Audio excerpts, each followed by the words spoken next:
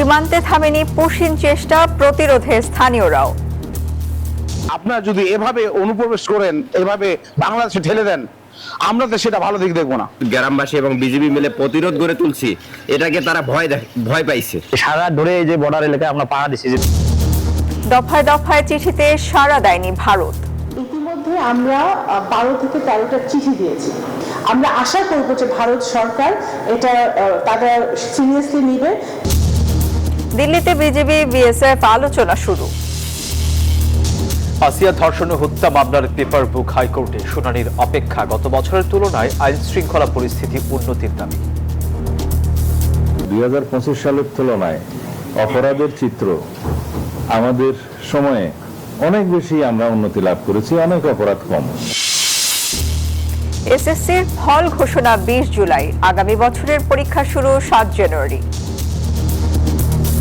রোজার আগেই শেষ হয়ে যাক পরীক্ষাটা, সেই অর্থে আমরা 7 জানুয়ারিতে শুরু করতে চেয়েছি। নতুন 4টি বিষয় যুক্ত হচ্ছে চতুর্থ ও ষষ্ঠ শ্রেণীতে। সাইবার সুরক্ষা আইন সংশোধন হচ্ছে, সংসদে জানালেন স্বরাষ্ট্রমন্ত্রী। বিরোধী দল থেকে নামের তালিকা পেলেই সংবিধান সংশোধনে কমিটি গঠন। আয় বাড়েনি, তবু আসছে বড় বাজেট। টাকা ছাপানো, ঋণ নিলে বিপর্যয়ের সংখ্যা অর্থনীতিবিদদের, রাজস্ব আদায় বাড়ানোর পরামর্শ। লেবাননে ইসরায়েলি আগ্রাসন বন্ধের শর্তে হামলা বন্ধ করল ইরান। কূটনীতি বা যুদ্ধ উভয়ের জন্য প্রস্তুত তেহরান, জানালেন প্রেসিডেন্ট। স্বাগত নিউজ 24 সংবাদে। দর্শক, পুরো সংবাদে আপনাদের সাথে আছি আমরা দুজন, আমি সোহাগ বক্স এবং আমি সানজিদা ইসলাম। দর্শক দেখছিলেন সুপার বোর্ড সংবাদ শিরোনাম। এবারে পুরো খবর। দেশের বিভিন্ন সীমান্ত দিয়ে পুশিন চেষ্টা চালিয়েই যাচ্ছে ভারতীয় সীমান্ত রক্ষী বাহিনী বিএসএফ। তবে বিজিবির কঠোর অবস্থান, জোর করে বাংলাদেশে লোক ঠেলে দেওয়ার এসব প্রচেষ্টা ব্যর্থ করে দিয়েছে। বিজেপির সঙ্গে ঢাল হয়ে দাঁড়াচ্ছেন সীমান্তবাসীও। প্রতিনিধিদের তথ্যচিত্রে ডেস্ক রিপোর্ট। সীমান্তে বিএসএফ এর পুশিন চেষ্টা থামছেই না। এক সীমান্তে ব্যর্থ হলে আরেক সীমান্ত দিয়ে চলছে ঠেলে দেওয়ার চেষ্টা। লালমনিরহাটের সীমান্তে গভীর রাতে কাঁটাতারের বেড়ার লাইট বন্ধ করে কয়েক দফা পুশিনের চেষ্টা করে ভারতীয় সীমান্তরক্ষী বাহিনী। এ সময় বিজিবি ও গ্রামবাসীর বাধার মুখে ব্যর্থ হয় বাহিনীটি। ঘটনার পর থেকে সতর্ক অবস্থানে রয়েছেন সীমান্তে দায়িত্বে থাকা বিজিবি সদস্য ও গ্রামবাসীরা। আপনারা যদি এভাবে অনুপ্রবেশ করেন, এভাবে বাংলাদেশে ঠেলে দেন, আমরা তো সেটা ভালো দিক দেখবো না। এদিকে কুড়িগ্রামের রৌমারী উপজেলার সীমান্তের ওপারে ভারতীয় মুসলিম নাগরিকদের ট্রাকে করে এনে বাংলাদেশের অভ্যন্তরে পুশিনের চেষ্টা চালিয়েছে বিএসএফ। বিজিবি জানায়, বকবান্ধা সীমান্তের 1069 নং মেইন পিলারের 8 নং সাব পিলারের কাছে পুশিনের চেষ্টা চালায় বিএসএফ। অনুপ্রবেশ ঠেকাতে শক্ত অবস্থানে বিজিবি ও স্থানীয়রা। আমরা যে গ্রামবাসী এবং বিজিবি মিলে প্রতিরোধ গড়ে তুলছি, এটাকে তারা ভয় পাইছে। আমরা চাই যে সারা যত বর্ডার আছে, বর্ডারের মধ্যে কোনো বর্ডারে যেন এই ধরনের পুশিন না হয়। এদিকে ঠাকুরগাঁয়ের হরিপুরের মশলাগাঁও সীমান্তে শূন্যরেখায় অবস্থানরত নারী ও শিশু সহ 11 জনকে ভারতের অভ্যন্তরে সরিয়ে নিয়ে গেছে বিএসএফ। বিষয়টি নিশ্চিত করে দিনাজপুর 42 ব্যাটালিয়ন বিজিবি। সারা ধরে এই যে বর্ডার এলাকায় আমরা পাহারা দিচ্ছি, যে অবৈধভাবে যারা বাংলাদেশে যাতে কোনোভাবে কোনো ভারতীয় নাগরিক যাতে অবৈধভাবে বাংলাদেশে আসতে না পারে। আমরা চাই যে আমাদের দেশে ইন্ডিয়া থেকে অবৈধভাবে কোনো লোকজন যদি না আসে। এদিকে রবিবার রাতে পঞ্চগড়ের বড়বাড়ি সীমান্তের শূন্যরেখায় 3 দিন আটকে থাকার পর পুশিনের শিকার 10 জনকে সরিয়ে নিয়েছে বিএসএফ। Desk report, news 24। বাংলাদেশে পুশিন বন্ধে এখন পর্যন্ত ভারতকে 12 থেকে 13টা চিঠি দেওয়া হয়েছে বলে জানিয়েছেন পররাষ্ট্র প্রতিমন্ত্রী শামা ওবায়দ ইসলাম। সোমবার দুপুরে পররাষ্ট্র মন্ত্রণালয়ের সাংবাদিকদের সাথে আলাপকালে এই তথ্য জানান তিনি। পুশিন দুদেশের দ্বিপাক্ষিক সম্পর্ক পুনরুদ্ধারে প্রভাব ফেলবে বলেও মন্তব্য করেন তিনি। এদিকে পুশিন ঠেকাতে সীমান্ত এলাকায় বিজিবির সাথে টহলে যোগ দিয়েছেন আনসার সদস্যরাও। পশ্চিমবঙ্গে নতুন সরকার আসার পর থেকেই আলোচনায় পুশিন। ভারতের বিভিন্ন রাজ্য থেকে বাংলাভাষীদের ধরে এনে বিএসএফ অবৈধভাবে বাংলাদেশে পুশিনের চেষ্টা করছে, এমন অভিযোগ অনেকদিন থেকেই। সেজন্য বেড়েছে সীমান্তে উত্তেজনা। বিজিবির কঠোর অবস্থান ও স্থানীয়দের প্রতিরোধের কারণে ব্যর্থ হয় বেশ কিছু পুশিনের চেষ্টা। পুশিন ঠেকাতে বিভিন্ন সীমান্তে কঠোর অবস্থানে রয়েছে বিজিবি। এবার তাদের সাথে সীমান্তবর্তী 11টি জেলায় মোতায়েন করা হয়েছে আনসার সদস্যদের। সোমবার পররাষ্ট্র প্রতিমন্ত্রী শ্যামা ওবায়দ জানান, পুশিনের বিষয়ে ভারতকে এখন পর্যন্ত 12 থেকে 13 বার চিঠি দেওয়া হয়েছে। ভারত এই বিষয়ে গুরুত্ব দিলেই সম্পর্ক এগিয়ে নেওয়া সহজ হবে। আমরা কিন্তু তাদেরকে চিঠি দিচ্ছি। আমরা আশা করব যে ভারত সরকার এটা তারা সিরিয়াসলি নেবে এবং যথাযথ প্রক্রিয়ার মাধ্যমে, যথাযথ মেকানিজম এবং ডিপ্লোমেসির মাধ্যমে আমাদের এই কাজটি তারা সমাধান করবে। প্রতিমন্ত্রী জানান, অবৈধদের ফেরত দেওয়ার একটি প্রক্রিয়া আছে, তা মেনেই ভারতকে কাজ করতে হবে। ভারতে যদি বাংলাদেশের কোনো ইলিগাল সিটিজেন থাকে তাদেরকে ফেরত আনার বা আমাদের ভারতীয়দেরকে ফেরত দেওয়ার একটি মেকানিজম বিদ্যমান আছে। সেই বিদ্যমান মেকানিজমটা, ডিপ্লোমেসিটা অবলম্বন করেই ভারতকে আমাদের সাথে কাজ করতে হবে, কথা বলতে হবে এবং বাংলাদেশও সেটা করবে। অবৈধ নাগরিকদের নাগরিকত্ব যাচাই বাছাইয়ে আইনি প্রক্রিয়া মেনে চলতে ভারতের প্রতি আহ্বান জানিয়েছে ঢাকা। আরফুল ইসলাম, নিউজ 24, ঢাকা। দিল্লিতে 4 দিনব্যাপী বিজিবি বিএসএফ এর 57তম মহাপরিচালক পর্যায়ের বৈঠকের প্রথম দিন পুশব্যাক নিয়ে আলোচনা হয়েছে। কাল ফের বৈঠক অনুষ্ঠিত হবে। সম্মেলনে বাংলাদেশ 7টি বিষয় অগ্রাধিকার ভিত্তিতে উপস্থাপন করছে। সীমান্তে বাংলাদেশি নাগরিক হত্যা, পুশিন, অবৈধ অস্ত্র চোরাচালান, মাদক পাচার, ভারতীয় চোরা কারবারি চক্রের তৎপরতা, নো ম্যানস ল্যান্ড থেকে 150 গজের মধ্যে অননুমোদিত স্থাপনা নির্মাণ এবং ভারতে আশ্রিত পার্বত্য সশস্ত্র গোষ্ঠীর কার্যক্রম। 57তম কনফারেন্সে বিএসএফকে নেতৃত্ব দিচ্ছেন বাহিনীর ডিজি প্রবীণ কুমার ও বিজিবিকে নেতৃত্ব দিচ্ছেন ডিজি মেজর জেনারেল আফতারুজ্জামান সিদ্দিকী। বহুল আলোচিত মাগুরা শিশু আসিয়া ধর্ষণ ও হত্যা মামলায় মৃত্যুদণ্ডপ্রাপ্ত প্রধান আসামি হিটু শেখের মৃত্যুদণ্ড অনুমোদন ও আসামির আপিল শুনানির জন্য পেপার বুক প্রস্তুত হয়েছে। সোমবার সরকারি ছাপাখানা থেকে ছাপানো সেই পেপার বুক হাইকোর্টের ডেথ রেফারেন্স শাখায় পৌঁছেছে। এখন শুনানির জন্য বেঞ্চ নির্ধারণ করবেন প্রধান বিচারপতি। সুপ্রিম কোর্ট সূত্র জানায়, নারী ও শিশু নির্যাতন সংক্রান্ত মামলা শুনানির জন্য প্রধান বিচারপতি বিশেষ বেঞ্চ গঠন করে দিবেন। বিশেষ এই বেঞ্চেই শিশু রামিসা, আসিয়ার মতো চাঞ্চল্যকর হত্যা ও ধর্ষণ মামলার শুনানি হবে।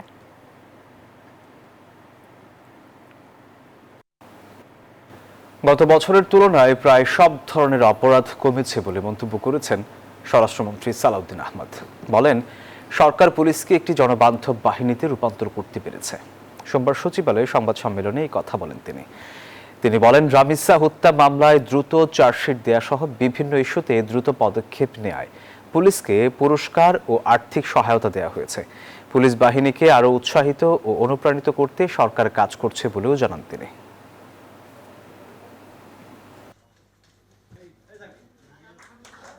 আমার কাছে কয়েকদিন আগে একটা স্টেটমেন্ট এসেছিল আমরা অন্য একটা বিষয়ে কথা বলার জন্য। সেখানে আমি দেখেছি 2025 সালের তুলনায় অপরাধের চিত্র আমাদের সময়ে অনেক বেশি আমরা উন্নতি লাভ করেছি, অনেক অপরাধ কম প্রত্যেকটা ক্যাটাগরিতে। যদি মাসিক হিসাব করি 2025 সাল বা 2024 সালের সাথে তো তুলনাই চলে না। এবছরের এসএসসি পরীক্ষার ফল প্রকাশ হবে আগামী 20 জুলাই, আর আগামী বছরের এসএসসি পরীক্ষা শুরু হবে 7 জানুয়ারি। সচিবালয়ের ব্রিফিংয়ে একথা জানিয়েছেন শিক্ষামন্ত্রী এহসানুল হক মিলন। আর শিক্ষা উপদেষ্টা মাহদি আমিন জানিয়েছেন, আগামী শিক্ষাবর্ষ থেকে সংস্কৃতি, ক্রীড়া সহ নতুন 4টি বিষয় যুক্ত হচ্ছে চতুর্থ ও ষষ্ঠ শ্রেণীর পাঠ্যক্রমে। এদিকে প্রাথমিক শিক্ষা প্রতিমন্ত্রী ববি হাজ্জাজ জানিয়েছেন, সরকারের দেয়া 180 দিনের মধ্যেই প্রাথমিক শিক্ষার্থীদের বিনামূল্যে পোশাক, জুতা, মোজা ও ব্যাগ দেওয়ার পাইলট প্রকল্প শুরু হবে। চলতি বছরের এসএসসি ও সমমান পরীক্ষায় অংশ নেয় 18,57,000-এরও বেশি শিক্ষার্থী। লিখিত পরীক্ষা শেষ হয়েছে 20 মে। এর এক মাসের মাথায় 20 জুলাই ফল প্রকাশ করা হবে। আর পরবর্তী বছরের এসএসসি পরীক্ষা পূর্ব ঘোষণা অনুযায়ী শুরু হবে 7 জানুয়ারি। আমরা স্টেক হোল্ডারদের সাথে আলাপ করেছিলাম, সেইখানে সাজেশন এসছে যে রোজার আগেই শেষ হয়ে যাক পরীক্ষাটা। সেই অর্থে আমরা 7 জানুয়ারিতে শুরু করতে চেয়েছি এবং 8 ফেব্রুয়ারিতে শেষ করতে চেয়েছি। আপাতত আমরা রুটিনও দিয়েছি, এটাই রয়েছে এবং আশা করছি এটাই থাকবে, যেহেতু স্টেক হোল্ডারদের সাথে আলোচনা করেছি। পরবর্তীতে যদি আপনারা সকলেই মনে করেন 1 মাস আগানো পেছানোতে আমাদের কিছু যাবে না। এছাড়া আমাদের এসএসসি রেজাল্ট আমরা 20 জুলাই আউট করব, সেই নির্দেশনা আমরা দিয়ে দিয়েছি। শিক্ষা খাতে 4 বিভাগে সরকারের নানা উদ্যোগ, সংস্কার ও শিক্ষকদের অবসর ভাতা আয়োজিত ব্রিফিংয়ে তিনি একথা জানান। শিক্ষা ব্যবস্থাকে সৃজনশীল ও কর্মমুখী করার লক্ষ্যে পাঠ্যক্রম সংশোধন করা হচ্ছে বলে জানান শিক্ষা উপদেষ্টা। বলেন, প্রাথমিক ও মাধ্যমিকে যুক্ত হচ্ছে সংস্কৃতি, ক্রীড়া, কারিগরি শিক্ষা এবং লার্নিং উইথ হ্যাপিনেস, এই 4টি বিষয়। আমাদের পরিকল্পনা অনুযায়ী নতুন সাবজেক্ট ক্রীড়া ক্লাস 4 থেকে, নতুন একটা সাবজেক্ট হবে সংস্কৃতি, সেটা ক্লাস 4 থেকে। ক্লাস 6 থেকে আমরা দুটো সাবজেক্ট নতুন অ্যাড করছি, সবার জন্য বাধ্যতামূলক থাকবে। একটা হচ্ছে কারিগরি ও বৃত্তিমূলক শিক্ষা এবং আরেকটা হচ্ছে লার্নিং উইথ হ্যাপিনেস। সেখানে যে ভ্যালুজ এবং প্রিন্সিপালসটা আসবে তার মাধ্যমে কিন্তু আমরা সুনাগরিক হিসেবে গড়ে তুলবো। এর পাশাপাশি স্বাভাবিকভাবেই যে পরিবর্তন সংযোজন বিয়োজন প্রয়োজন, এটা আমরা চলমান প্রক্রিয়ার অংশ হিসেবে আমাদের যারা এক্সপার্ট রয়েছেন, প্রফেশনালস রয়েছেন, আমাদের ইন্টিগ্রেশনের মাধ্যমে করব। এর আগে প্রাথমিক শিক্ষা প্রতিমন্ত্রী জানান, প্রাথমিকের শিক্ষার্থীদের বিনামূল্যে পোশাক, জুতা, মোজা ও পাটের ব্যাগ দেওয়ার পাইলট প্রকল্প উদ্বোধন করবেন প্রধানমন্ত্রী তারেক রহমান। আমরা সকল সরকারি প্রাথমিক বিদ্যালয়ের শিক্ষার্থীদের ফ্রি ইউনিফর্ম দেওয়ার ব্যবস্থা করছি। আগামী জুলাই আগস্টের ভিতরে আমরা পাইলটে যাচ্ছি। আমরা আশাবাদী লক্ষ শিক্ষার্থীদেরকে দিয়ে আমরা এই পাইলটটা শুরু করতে সক্ষম হব এবং তারপর ক্রমাগত আগস্ট, সেপ্টেম্বর, অক্টোবর মাস মিলিয়ে 3 লক্ষের অধিক শিক্ষার্থীদের কাছে আমরা এই পণ্যগুলো পৌঁছে দেব। পাইলট প্রকল্প সফল হলে দেশের সব প্রাথমিক বিদ্যালয়ে পর্যায়ক্রমে এই কার্যক্রম পরিচালিত হবে। বড়ভাবে দেশব্যাপী আমরা পাইলট প্রোগ্রামে যাব। শানাজ ইয়াসমিন, নিউজ 24, ঢাকা। সাইবার সুরক্ষা আইন সংশোধন করা হচ্ছে বলে সংসদে জানিয়েছেন স্বরাষ্ট্রমন্ত্রী সালাউদ্দিন আহমদ। এদিকে স্থানীয় সরকার মন্ত্রী জানিয়েছেন, আওয়ামী লীগ সরকারের আমলে যেসব পার্ক ও খেলার মাঠ দখল করে রাখা হয়েছিল সেগুলো মুক্ত করার কাজ চলছে। এক প্রশ্নের জবাবে বাণিজ্যমন্ত্রী জানান, ব্যবসার আড়ালে যদি কোনো টাকা পাচারের ঘটনা ঘটে থাকে তবে তদন্ত সাপেক্ষে জড়িতদের বিরুদ্ধে কঠোর আইনি ব্যবস্থা নেওয়া হবে। স্বরাষ্ট্রমন্ত্রী জনাব সালাউদ্দিন ত্রয়োদশ সংসদের বাজেট অধিবেশনের দ্বিতীয় দিন প্রশ্নোত্তর পর্বে কথা বলেন স্বরাষ্ট্রমন্ত্রী সালাউদ্দিন আহমেদ। তিনি জানান, সামাজিক যোগাযোগ মাধ্যমে ভুয়া খবর, এআই জেনারেটেড ছবি ও অপতথ্য প্রতিরোধে সাইবার সুরক্ষা আইন সংশোধনের উদ্যোগ নিয়েছে সরকার। প্রস্তাবিত সংশোধিত আইনে যথাযথ শাস্তির বিধান যুক্ত করা হবে এবং অনলাইন প্ল্যাটফর্মগুলোকে জবাবদিহিতার আওতায় আনা হবে। সামাজিক যোগাযোগ মাধ্যমে ক্ষতিকর কন্টেন্ট দ্রুত অপসারণের প্রয়োজনীয়তা এবং আন্তর্জাতিক প্রযুক্তি প্ল্যাটফর্মের ফর্মসমূহের সাথে অধিকতর কার্যকর সমন্বয়ের জন্য সাইবার সুরক্ষা আইনের একটা সংশোধনী আনতে হবে। সেটা সাইবার সুরক্ষা আইন 2026 নামে আমরা অবহিত করব। স্থানীয় সরকার মন্ত্রী মির্জা ফখরুল ইসলাম আলমগীর সংসদে জানান, আওয়ামী লীগ সরকারের আমলে পার্ক ও খেলার মাঠ দখল করে রাখা হয়েছিল। বর্তমান সরকার সেগুলো দখলমুক্ত করার কাজ করছে। আমরা সরকার গঠন করবার পরে আমরা চেষ্টা করছি সেই মাঠগুলোকে এবং খেলার যে সমস্ত জায়গা রয়েছে সেগুলোকে উদ্ধার করার জন্য। এদিকে চলতি বছর সরকারের চামড়া সংগ্রহ অভিযান সন্তোষজনক জানিয়ে বাণিজ্যমন্ত্রী বলেন, বাণিজ্যের আড়ালে টাকা পাচারের ঘটনা ঘটে থাকলে জড়িতদের বিরুদ্ধে কঠোর ব্যবস্থা নেওয়া হবে। যদি আমাদের নজরে এরকম কোনো বিষয় আসে, আমি হাউসকে আশ্বস্ত করতে চাই যথাযথ ব্যবস্থা আমরা নিব। আর বাংলাদেশ থেকে সরাসরি কেউ রাশিয়ার যুদ্ধে অংশ নিতে যাচ্ছে না বলে সংসদকে জানিয়েছেন প্রবাসী কল্যাণ ও বৈদেশিক কর্মসংস্থান প্রতিমন্ত্রী নুরুল হক নূর। রাশিয়াতে 30 জন কর্মীকে কাজের কথা বলে তাদেরকে যুদ্ধে সম্পৃক্ত করেছে, তাদের পরিবার আমাদেরকে জানিয়েছে। আমরা ইনস্ট্যান্ট 3টা যারা রিক্রুটিং এজেন্সি তাদের লাইসেন্স বন্ধ করে দিয়েছি। ট্রান্সপারেন্সি ইন্টারন্যাশনাল বাংলাদেশের প্রতিবেদন তুলে ধরে আইনশৃঙ্খলা পরিস্থিতির চরম অবনতি হয়েছে মন্তব্য করে অসন্তোষ প্রকাশ করেছেন স্বতন্ত্র সংসদ সদস্য রুমিন ফারহানা। প্রতিবেদনে দেয়া পরিসংখ্যানে দেখা যায়, মার্চ ও এপ্রিল মাসে মোট 605টি খুন, 294টি ছিনতাই, 90টি ডাকাতি, 196টি অপহরণের ঘটনা ঘটেছে। একই সময় পুলিশের উপর হামলার ঘটনা ঘটেছে 129টি। তবে সরকার দলের চিফ হুইপ সংসদ অধিবেশন শেষে ব্রিফিংয়ে দাবি করেন, দেশের আইনশৃঙ্খলা পরিস্থিতি অতীতের চেয়ে ভালো। শেখ হাসিনার আমলের কথা যদি বলি, সবচেয়ে কম খুন হয়েছে সেটা হলো 2023 সাল। 23 সালে যে কম খুন হয়েছে তাতে প্রতি 100 দিনে, এই 100 দিন হিসেব করেছে না, তাতে 100 দিনে 1000-এর উপরে খুন হয়েছে। বিরোধী দল থেকে নামের তালিকা দিলে চলতি অধিবেশনে সংবিধান সংশোধনের জন্য বিশেষ কমিটি গঠন করা হবে বলেও জানান chief whip. Saiful Islam, news 24, Dhaka. আয় না বাড়লেও আগামী অর্থবছরে বড় অঙ্কের ব্যয়ের পরিকল্পনা করছে সরকার। চলতি অর্থবছরের সংশোধিত লক্ষ্যমাত্রার চেয়ে 50% বেশি উন্নয়ন বরাদ্দ আসছে অর্থবছর 27-এর বাজেটে। অর্থনীতিবিদরা বলছেন, রাজস্ব আদায় না বাড়িয়ে টাকা ছাপিয়ে এবং ধার করে উন্নয়ন ব্যয় মেটানোর পরিকল্পনা হলে অর্থনীতির বিপর্যয় ঠেকানো কঠিন হয়ে পড়বে। হোসেন সাদাতের রিপোর্ট। ব্যক্তি কিংবা প্রতিষ্ঠানের আয় থেকে রাষ্ট্র তার পাওনা বুঝে নেয় ইনকাম ট্যাক্স বা আয়কর আকারে। চলতি অর্থবছরের প্রথম 10 মাসে সেই আদায়ে ঘাটতি 31,000 কোটি টাকার বেশি। একই অবস্থা সার্বিক রাজস্ব আদায়েও। এপ্রিল পর্যন্ত লক্ষ্যমাত্রার তুলনায় এনবিআর এর আয় কম হয়েছে প্রায় 70,000 কোটি টাকা। রাজস্ব আদায়ের এই ঘাটতির প্রভাব পড়েছে দেশের সার্বিক উন্নয়ন কর্মকাণ্ডে। এপ্রিল পর্যন্ত মন্ত্রণালয় এবং বিভাগগুলো উন্নয়ন প্রকল্পে ব্যয় করেছে 86,516 কোটি টাকা, যা মোট বরাদ্দের মাত্র 41%। প্রাতিষ্ঠানিক দুর্বলতারও কয়েকটা দিক আছে। একটি দিক যেমন রাজস্ব আহরণ, এইটা একটা প্রাতিষ্ঠানিক দুর্বলতার দিক। আরেকটি হচ্ছে আমাদের ব্যয় দক্ষতা। আমরা খরচও করতে পারি না অনেক সময়, আর যা খরচ করি সেটা একটা সঠিক খরচটা নয়। চলতি বছর আয় ব্যয়ের এমন বেহাল দশার পরও আগামী অর্থ বছরে সাহসী পথে হাঁটছে সরকার। 2026-27 অর্থ বছরে এডিপিতে বরাদ্দ রাখা হচ্ছে 3 লাখ কোটি টাকা, যা চলতি অর্থ বছরের সংশোধিত বরাদ্দের চেয়ে 1,07,000 কোটি টাকা বেশি। ডেভেলপমেন্ট এক্সপেন্ডিচার, পাবলিক ইনভেস্টমেন্ট বাড়ানোর প্রয়োজন আছে, এটা নিয়ে কোনো সন্দেহ নাই, কিন্তু সেটা কি বাজেটের সার্বিক সাইজ বাড়িয়ে, নাকি আগের বছরের সাইজটার মধ্যে কোথায় লিকেজ ছিল, কোথায় লো প্রায়োরিটি স্পেন্ডিং ছিল, সেগুলোকে রেশনালাইজ করলে ভালো হতো। আমার মনে হয় সেই আলোচনাটার প্রয়োজন ছিল এবং এখনো সেই সুযোগটা আছে।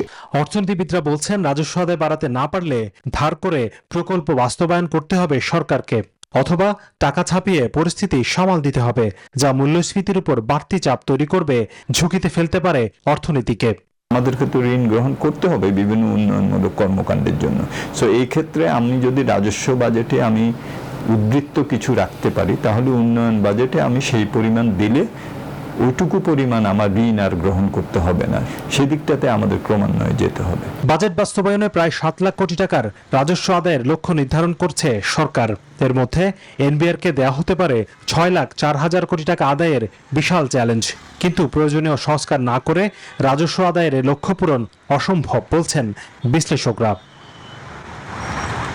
হোসেন শাহাদাত, নিউজ 24, ঢাকা। লেবাননে ইসরায়েলি আগ্রাসন বন্ধের শর্তে তেল আবিবে হামলা স্থগিত ঘোষণা করেছে ইরান। স্থানীয় সময় সোমবার এই কথা জানায় দেশটির সশস্ত্র বাহিনী। তবে দেশটির প্রেসিডেন্ট মাসুদ পেজেশকিয়ান সাফ জানিয়েছেন, এখনও কূটনীতি কিংবা যুদ্ধ উভয়ের জন্য প্রস্তুত তেহরান। এদিকে মার্কিন প্রেসিডেন্টের পরামর্শেই তেহরানে পাল্টা হামলা স্থগিত করার কথা জানিয়েছে তেল আবিব। তেহরান মার্শা সহ ইরানের 12টি এলাকায় ব্যালিস্টিক ক্ষেপণাস্ত্র হামলা চালায় ইসরায়েল। তাদের লক্ষ্যবস্তুতে পরিণত হয় তেহরানের পেট্রোকেমিক্যাল স্থাপনা। পাল্টা জবাবে মুহুর্মুহু ইরানি ক্ষেপণাস্ত্র আঘাত হানে ইসরায়েলে। লক্ষ্যবস্তুতে পরিণত হয় তেল আবিবের পেট্রোকেমিক্যাল স্থাপনাও। চলমান উত্তেজনায় উভয় পক্ষকে পাল্টাপাল্টি হামলা বন্ধের আহ্বান জানান মার্কিন প্রেসিডেন্ট ডোনাল্ড ট্রাম্প। এর কিছুক্ষণ পরেই ইরানের সশস্ত্র বাহিনী ঘোষণা দেয় ইসরায়েলের বিরুদ্ধে তাদের সামরিক অভিযান আপাতত স্থগিত করা হয়েছে। সেই সঙ্গে স্পষ্ট হুঁশিয়ারি দিয়েছে, ইসরায়েল ফের ইরান ও দক্ষিণ লেবাননে সামরিক অভিযান শুরু করলে কঠোর ও বিধ্বংসী জবাব দেয়া হবে। তবে তেহরান এখনো কূটনীতি ও প্রতিরক্ষা দুই পথই খোলা রেখেছে বলে মন্তব্য করেন দেশটির প্রেসিডেন্ট মাসুদ পেজেশকিয়ান। অন্যদিকে ইসরায়েলের একাধিক গণমাধ্যম বলছে, প্রেসিডেন্ট ট্রাম্পের অনুরোধেই ইরানের বিরুদ্ধে হামলা স্থগিত করেছে ইসরায়েল। পরিস্থিতি নিয়ে উদ্বেগ জানিয়েছে পাকিস্তানের প্রধানমন্ত্রী শাহবাজ শরীফ। চলমান শান্তি উদ্যোগ সফল করতে সব পক্ষকে কূটনীতির পথ বেছে নেয়ার আহ্বান জানান তিনি। নীরব দাস, নিউজ 24। আর এই ছিল নিউজ 24 সংবাদে। ধন্যবাদ সবাইকে।